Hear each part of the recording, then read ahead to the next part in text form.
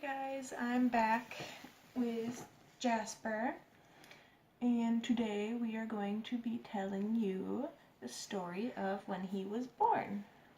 So this is my labor and delivery story. I was 18 at the time. I was 17 when I was pregnant with him. You see yourself. So yeah, this was 8 months ago because he is 8.5 months old right now. And he was born December 27th of 2017.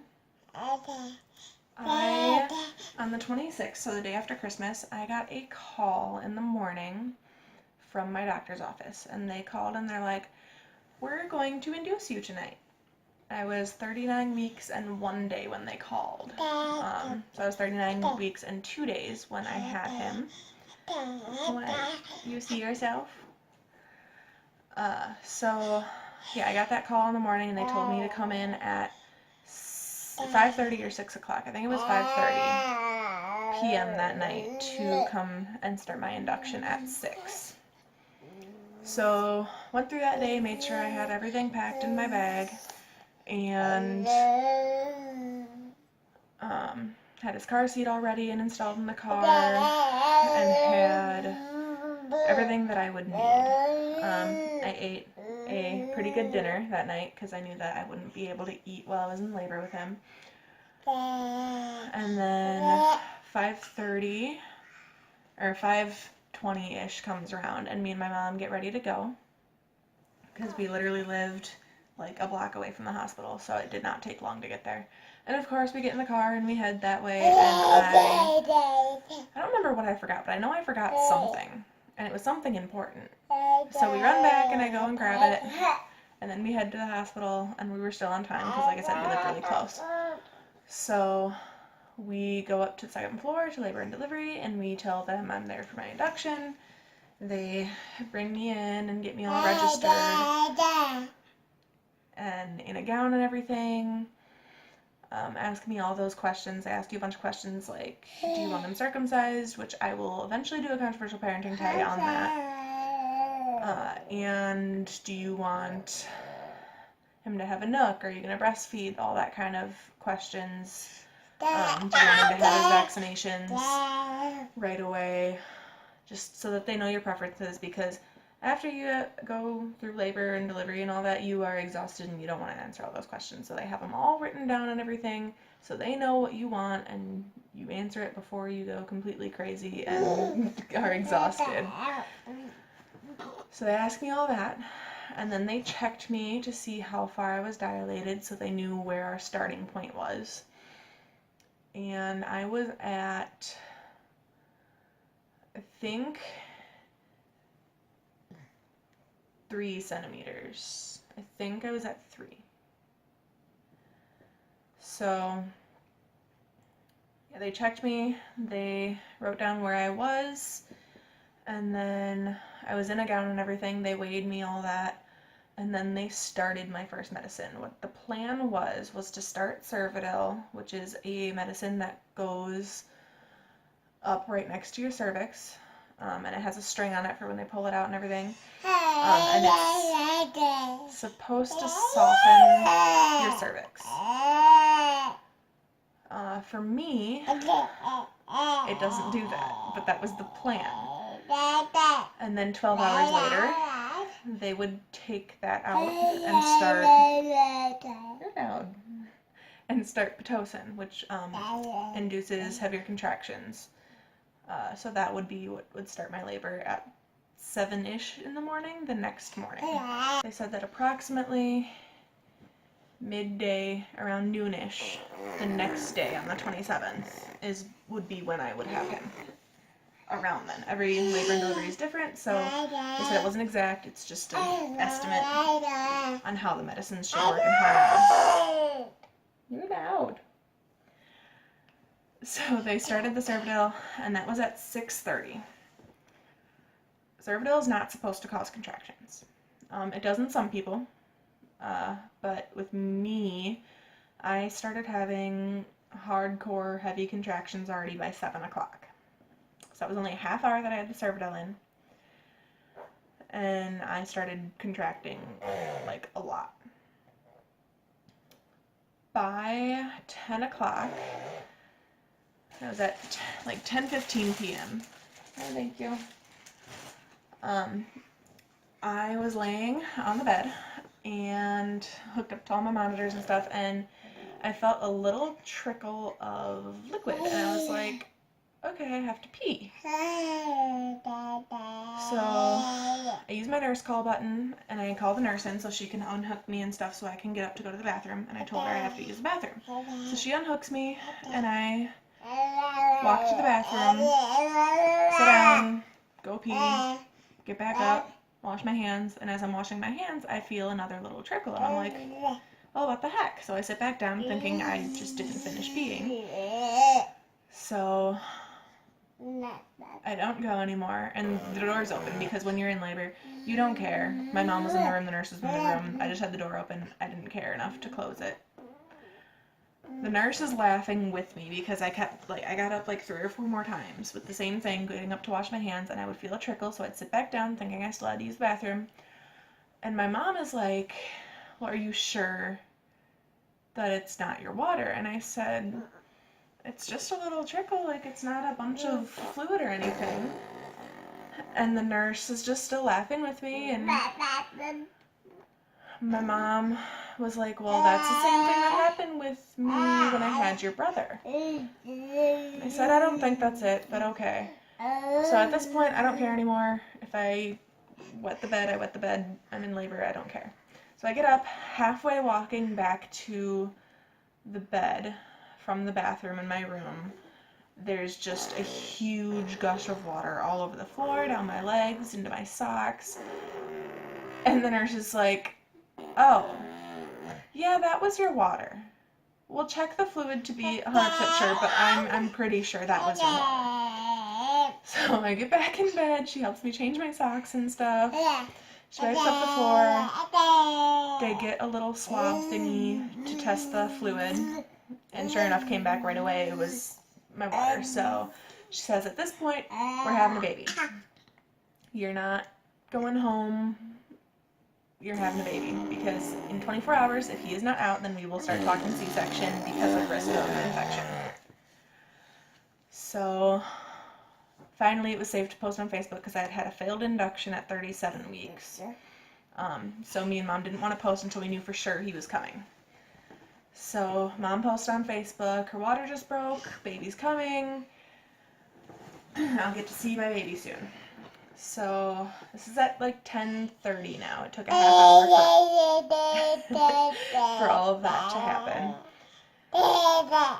My contractions, once my water broke, got extremely heavier. She tests my cervix, or she checks my cervix, and I was still only at, I must have only been at 2 when I started because I know I wasn't at 4 yet, but I had dilated a little bit more when my water broke. So I must have been at 3 now. Where are you going? And then contractions were getting even worse. They were all in my back. I had all back labor. So she got a yoga ball for me and put a pad down on it so that if I kept leaking water, I had that. And I would bounce on the ball to try to relieve some of the pain. While I was bouncing on the ball, this is at like 11 o'clock, 11:30, sometime around there, I start feeling an urge to push. And I'm like, I feel like I have to push. Like, I told her, like, that's how I feel. I literally had to cross my legs to fight that feeling. So they said, okay, well, it's a little early to be checking you, but we'll check you again and see. And at that point, I was at 4, I think. And I still had the Cervidil in at this point. I was still contracting super heavy, all in my back. And at this point, she said, we'd like to wait a little longer for an epidural if you need one. But we will just see how it goes. If you can wait longer, that's great. I told her, yeah, that's fine. But I was like screaming in pain at this point. So at this point, I'm in the bed again, and I don't think I got up again until he was born. because it just hurt that bad. I was screaming. I have a very low pain tolerance, I found out. And it's about 11:30, 12 o'clock-ish, and I kept telling them I feel like I need to push, so they checked me again, and I'm still at 4. And I was screaming and shaking, and during my labor, when I was a baby, I was in a swing a lot, and ever since then, the rocking motion has been very comforting for me. Ever since I was little, I'll rock when I'm tired, I'll rock when I'm upset. It's just something I do. So while I was in labor with him, I was like shaking my head like that, back and forth, and I was shaking the railing of the bed, and I was kicking my feet. So at one point, Mom thought I was having a seizure. She was like freaking out. She's like, "Are you okay?" And for some reason, all those things helped me through the pain when I would have a contraction, which were happening like every 30 seconds now to a minute. Like they were on top of each other. I was screaming so much that they had to put a oxygen mask on me because I couldn't catch my breath. So they did that, and then they're like, "Okay, well, we'll bring up the epidural, the anesthesiologist for your epidural." So they did that. I got the epidural. Bottom half went completely numb. I was so thankful for that. Kind of. What it did when I had him is it made it so I couldn't feel myself tear or any of the actual pain of him coming out. But I still felt all my contractions in my back. Because I had back labor, it didn't help at all with that. So I got the epidural around midnight. And then contractions were still terrible. Generally speaking, an epidural slows a lot of people down. With me, I don't remember much of between midnight and 3, but they had a nurse change at around 3:30, and they checked me. And they're like, the nurse that was leaving checked me and was like, "I think she's done. I think she's at 10. Double check for me." And they had a new nurse come in because I was still a -3 station, so that means my cervix was still really high up. Because crowning is a +3 station. So he was still way up there, and he should have dropped down by now. So the new nurse checks me, and she's like, "I'd say she's at like 9 3/4, so she's still got a little bit to go."